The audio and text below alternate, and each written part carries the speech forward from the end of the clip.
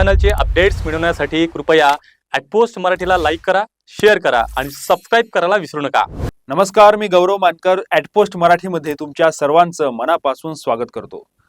अल्पसंख्याक शाळांमधील भोंगळ कारभार आपण यापूर्वी देखील पुढे आणलेला होता आणि शासनाचे बनावट पत्र प्राप्त करून आणि बनावट दर्जा आणून कशा पद्धतीने शासनाची मोठ्या प्रमाणात आर्थिक फसवणूक केल्या जाते हे देखील समोर आणलेलं होतं। मात्र या संदर्भामधील कोणतीही कारवाई होत नाही हे देखील खरं आहे।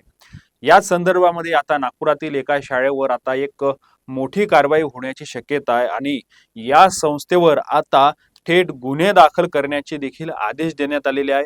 त्याच पद्धतीने शिक्षण विभागाने देखील अल्पसंख्याक आयोगाकडे पत्र लिहून सांगितलं आहे की या संस्थेचा अल्पसंख्याक दर्जा प्रमाणपत्र किंवा जी दर्जा दिलेली जी मान्यता आहे ते रद्द करा। त्याच पद्धतीने अल्पसंख्याक आयोगाने देखील शिक्षण विभागाला पत्र लिहिलं आहे आणि त्यांनी सांगितलं की या शाळेची आणि या संस्थेची मान्यताच रद्द करा, अशा पद्धतीचा अहवाल आणि पत्र देखील दिलेला आहे। त्यामुळे येत्या काही काळामध्ये 8 ते 10 दिवसामध्ये या शाळांच्या विरोधामध्ये, या संस्था चालकांच्या विरोधामध्ये गुन्हे दाखल होण्याची प्रोसेस सुरू होण्याची शक्यता आहे। त्याच पद्धतीने हे मान्यता जाणार असल्याचं देखील निश्चित केलं आहे।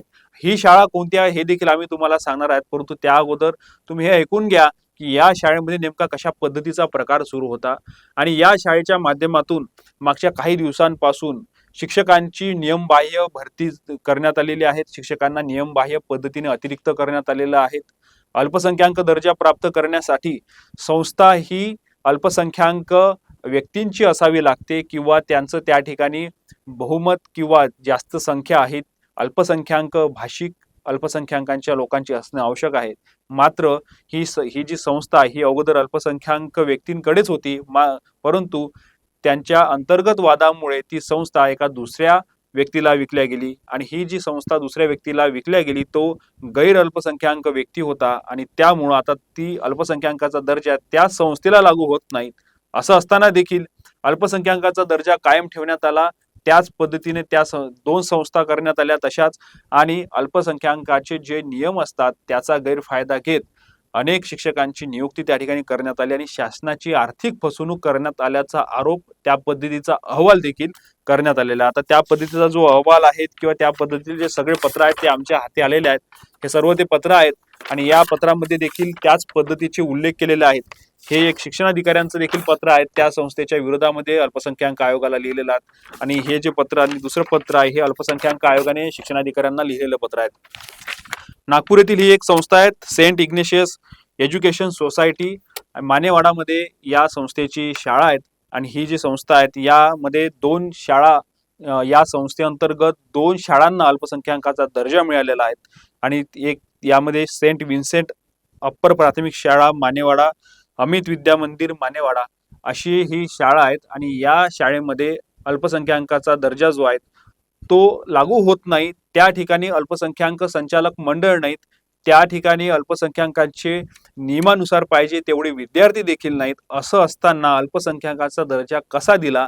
त्याच पद्धतीने त्या शाळेने अल्पसंख्याकाचे सर्व लाभ घेऊन अल्पसंख्याकाच्या कोट्यामधून शिक्षक भरती करण्यात आली, अशा पद्धतीचे आरोप आहेत। आणि हे जे आरोप आहेत हे इग्नेशियस अँथोनी बॅस्टियन जे या संस्थेचे माजी कार्यकारी अध्यक्ष आहेत त्यांनी देखील या पद्धतीचे आरोप केलेले होते। त्यांच्याच तक्रारीवर पुढे जात ही सर्व आता कार्यवाही सुरू आहेत।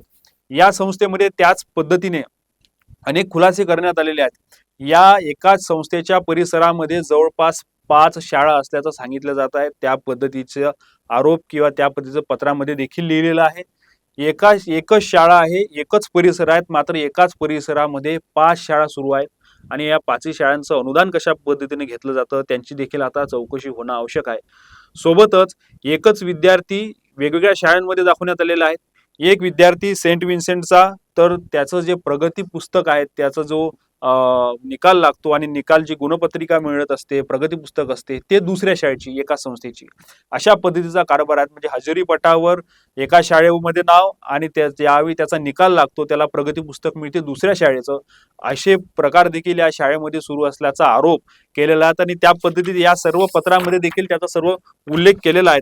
सोबतच सदर शिक्षकांच जे शिक्षक आहेत ज्यांचा परिवेक्षाधीन कालावधी पूर्ण नाही झाला अशा शिक्षकांना त्या ठिकाणी अनुदानावर घेण्यात आलेलं आहे नियमबाह्यरित्या आणि त्या शिक्षकांना तपस्या विद्या मंदिर मधून अतिरिक्त करून सेंट इग्निसेट एज्युकेशन सोसायटी संचालित सेंट विन्सेंट उच्च प्राथमिक शाळा या शाळेमध्ये अल्पसंख्याक शाळेमध्ये समायोजित करण्यात आलेला आहे आणि हे नियमास धरून नसल्याच्यावर देखील असा बोट ठेवण्यात आलेला आहे. एकाच परिसरामध्ये एकाच संस्थेचा 5 शाळा सुरू आहेत.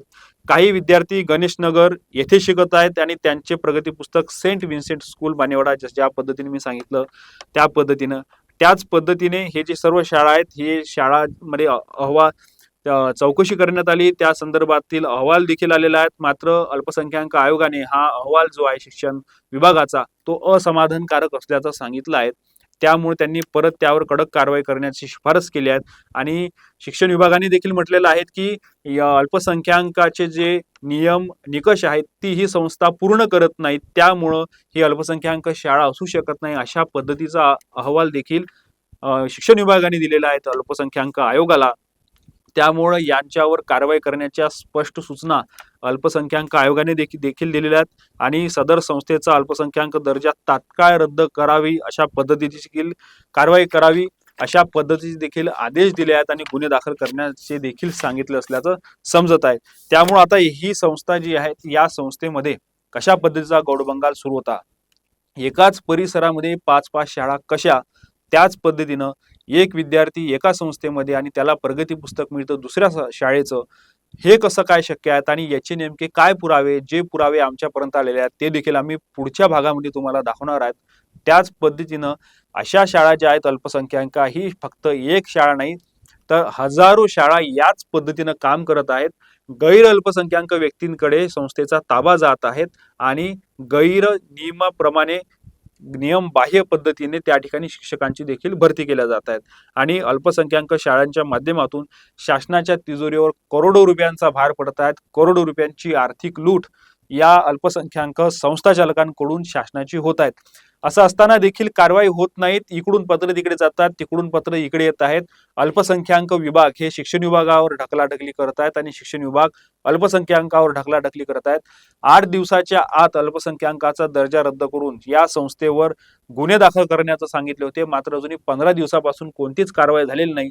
त्यामुळं यामध्ये अधिकारी कशा पद्धतीने काम करतात, अधिकाऱ्यांचं संस्था चालकांशी साठलोटं असतं का, हे देखील बघणं महत्वाचं आहे. निश्चितच ते असतं आणि या पद्धतीमध्ये कशा प्रकारे अल्पसंख्याकामध्ये घोटाळा होतो हे तर आम्ही तुम्हाला सांगतच आहेत. परंतु जर का तुमच्या लक्षामध्ये अशा आजूबाजूच्या काही संस्था लक्षात येत असतील तर ते तुम्ही आम्हाला देखील आमच्या जो कमेंट बॉक्समध्ये आम्ही आमचा मेल ID दिलेला आहे त्यावर तुम्ही सर्व पुराव्यांविषयी माहिती टाकू शकता. आजचा व्हिडिओ तुम्हाला कसा वाटला कमेंट बॉक्समध्ये कमेंट करून नक्की कळवा आणि ॲट पोस्ट मराठीला लाईक करा, शेअर करा आणि सबस्क्राईब करायला विसरू नका. धन्यवाद.